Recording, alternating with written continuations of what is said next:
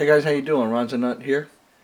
I got in the rest of the bits for the Big Bang XPower 2 kick-ass build. So I just wanted to show you before I start putting that guy together. The only thing that I might need is some cooling loop pieces that I may have not thought of or changed my mind. But really this is the rest of it. So there's a link back to the first one where I have the base parts that are going into the build, and this is the rest of it. So as I go through this and when I actually get to opening these up and installing them or assembling them, as the case may be, I will film that, and then there'll be a link up in the in this video here to it, so that you can click on it and take a look and see how I installed it and how I'm using it. So I hope that helps.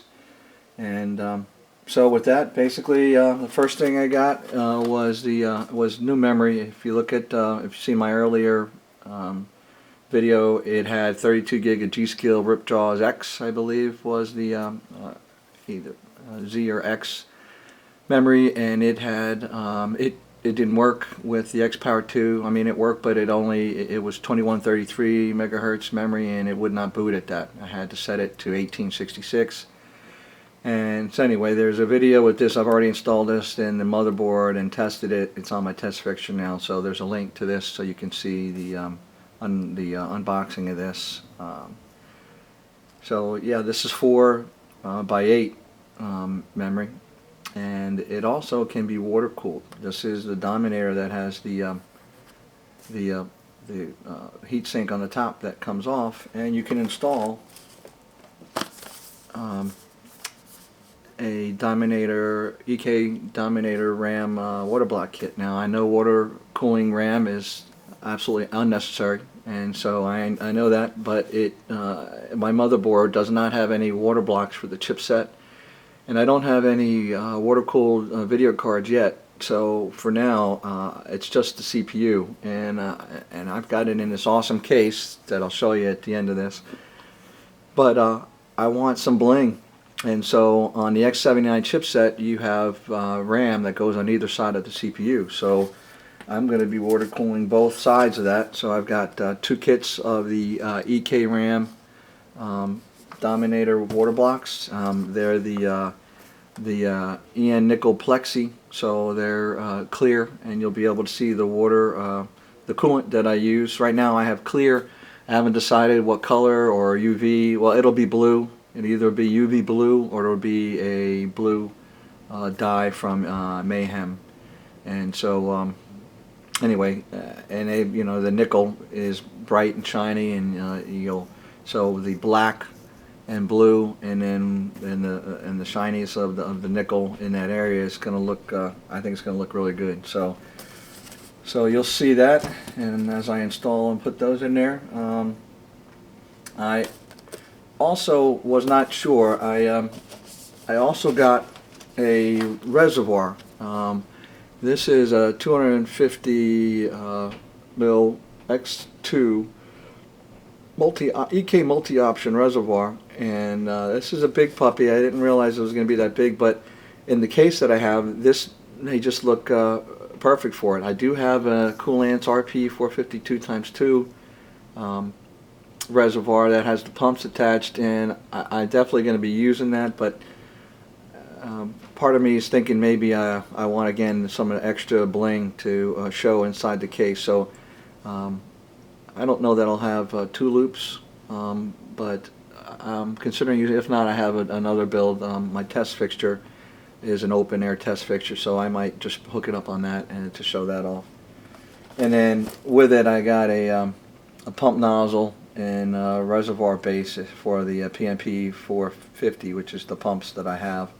And this is black and silver too, so it'll look good inside of that the case. But if not, it'll go on my open air test bed, or I'll hold on to it till I need it. And let's see here. Next, and keeping with EK, I also am going to go with EK Supreme Easy Mount. This is also a nickel plexi. So just since I went with EK on the water blocks for the RAM, I bought this to put on the CPU. I currently have a Coolant's CPU 370 block on, and that's cool, and it works awesome. But I'm gonna try this one. We'll see. I'll be able to measure the temps I get right now on the test bed, and then when I install this guy, I'll be able to show you the temps if there's any difference at all. But this again also is got a clear top on it, so you'll be able to see the coolant as it makes its way through the loop on the CPU, and so I'm thinking that's going to look really good. So there's some bling on that.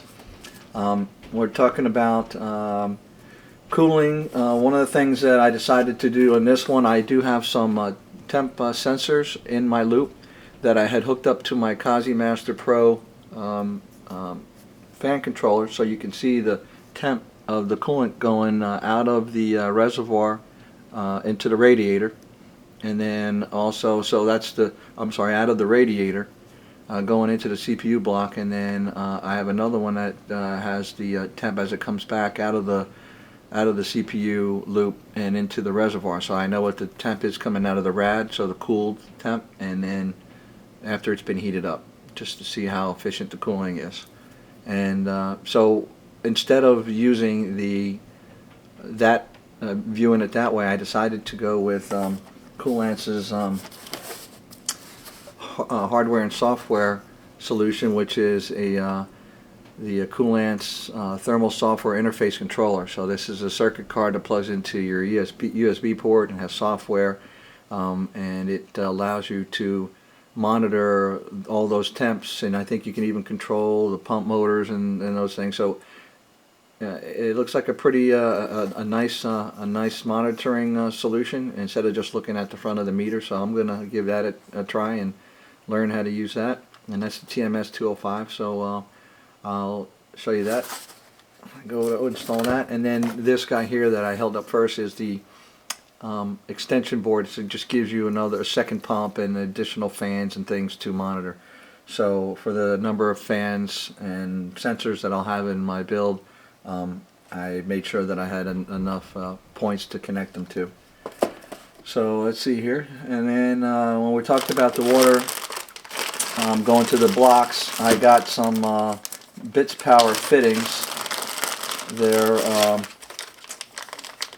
They're silver shiny dual rotary 45-degree compression fittings, so I figured I'm going to need some of those to, although I will be using quick disconnects, having quick disconnects coming off the top of the water blocks is just going to be unsightly, and I don't need it the way I envision it. The quick disconnects will be on the CPU, and then coming out of the rad and going into the reservoir, so I'll be able to maintenance the loop easily and not have any problems. But so this is again going with this is silver shiny, and then there's nickel on the water blocks. That should look good. And anyway, so I've got some of these, and also just regular compression fittings. So that's what I've got inside of this bag here. And we talked about my color theme is blue, and so I've got some UV blue zip ties that I'll be using inside the case. So it's black and blue, and with some of the silver accents from the hardware in there. Then I also have some heat shrink tubing because I have an LSI RAID controller with 4 Vertex 120 gig drives on it, and the cables, the fan out cables that come off of the controller are bright red. So of course that doesn't go cleanly inside the case. So I've got some blue heat shrink tubing that I'm gonna sleeve over that red, and also some blue heat shrink. So this is sleeving and then heat shrink tubing for near the end. So that's trying to keep the case so there'll be black, the blue. And the other thing that I got from Corsair, I have an AX1200, and they now sell colored cables, pre-sleeved, and so I bought some blue sleeve cables. Now I realize that some of the blue, that's pretty close. It's a slight shade lighter here, but it'll have to do. So these are going to be the cables that'll be inside the case, going to all the power. And let's see here. Oh, well, I was on Newegg. This looked pretty cool. I just decided to get it. So once this everything's together, I'll be trying a new game. This is the Kingdoms of Alamar Reckoning. Covers look pretty awesome. I saw some reviews, so it'd be fun. Give it a shot. Let's see here. Talking about the RAID controller, I was doing some research, and I haven't tried to touch it, but the heatsink on the RAID controller, the RAID chips, get really hot. So this is supposedly a quiet blower that I would plug in to the port right next to, or the slot next to the RAID controller, so it will blow on there and keep it cool, suck the hot air off of it and take it out. So if it's too loud, I'm not going to use it, but I have space in that case and on the next to that card, so we'll do that. And then also this is a for the RAID controller. This is an LSI 00247. This is a fast path key. It's a hardware key that is supposed to dramatically boost the bandwidth and overall application performance when you have 6 gig per second devices connected to the Mega RAID controller, which is the LSI 9260 controller that I have.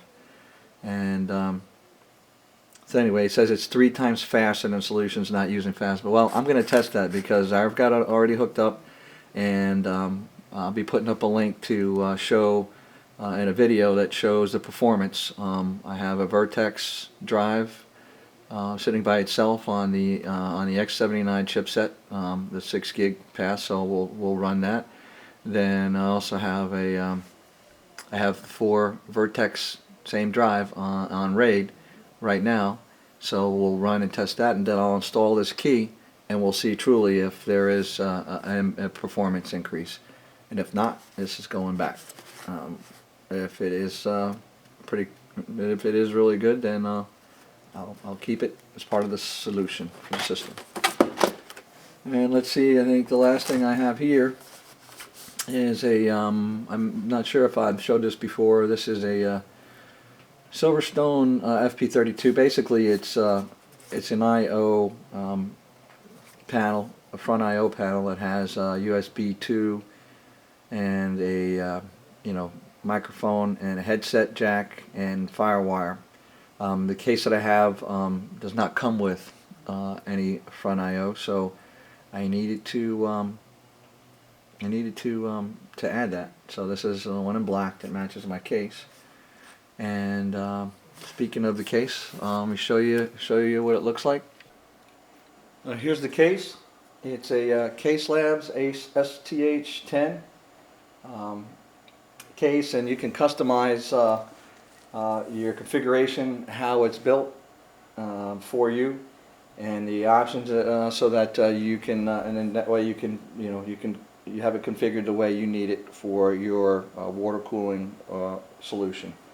Now, I say water cooling, you certainly can use fans in this case, but this case is, in my opinion, designed completely for a water cooling solution. So it's awesome. It's made of aluminum, and I talked about the front I/O panel. Here's the I/O panel right here. It does not have any it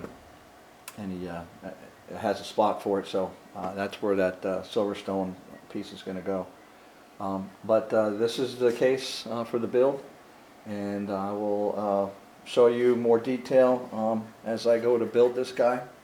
And there's already a link about when I opened it and assembled it, and it gives you a quick tour inside of the case. So check that out. The link's here if you want to see that. But looking forward to building this, and that's where all the magic is going to happen, in this, up here in this chamber. where you can put radiators, power supplies, whatever, and then there's another chamber down in the bottom as well. So can't wait to get started on that. Subscribe, like, and favorite if you'd like to see more. If you have any questions, post them down there and I'll get back to them as soon as I can. Thanks a lot, guys. Bye.